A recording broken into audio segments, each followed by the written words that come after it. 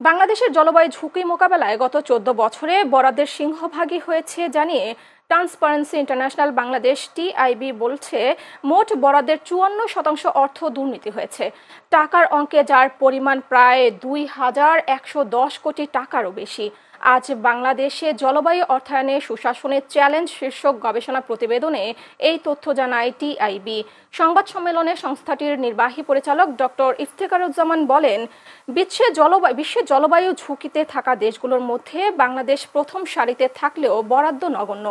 যতটুকু এসেছে ২০১০ থেকে ২০২৪ সাল পর্যন্ত জাতীয় জলবায়ু তহবিলের ২,১১০ কোটি টাকা দুর্নীতি হয়েছে, যা মোট অর্থের ৫৪%-এরও বেশি। তিনি জানান, প্রকল্প অনুমোদনে ঘুষ ও অবৈধ লেনদেন, বাস্তবায়নে অর্থ আত্মসাৎ করে এসব অর্থ বাগিয়ে নিয়েছে বিগত আওয়ামী সরকারের সংশ্লিষ্টরা।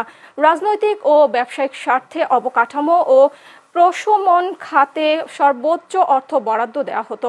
এদিকে জলবায়ু পরিবর্তন বিষয়ক পরিকল্পনা হালনাগাদ, অর্থ লোপাটে জড়িতদের আইনের আওতায় আনার পাশাপাশি ৯টি সুপারিশ করেন টিআইবির নির্বাহী পরিচালক। অর্থাৎ পলিউটিং কান্ট্রি যাদেরকে বলা হয়, দূষণকারী দেশ, বড় দূষণ, কোনো সব দেশই দূষণ করে, আমাদের দেশে দূষণ হয়, সেখানে আমরা আলোচনা করতে পারি। কিন্তু যে সমস্ত দেশগুলো বেশি দূষণের জন্য দায়ী বলে স্বীকৃত হয়েছে, তারা নিজেরা স্বীকার করেছে, তাদের অঙ্গীকার ছিল, আছে এখন পর্যন্ত, যে তারা বাংলাদেশের উন্নয়নশীল দেশগুলিতে যারা জলবায়ু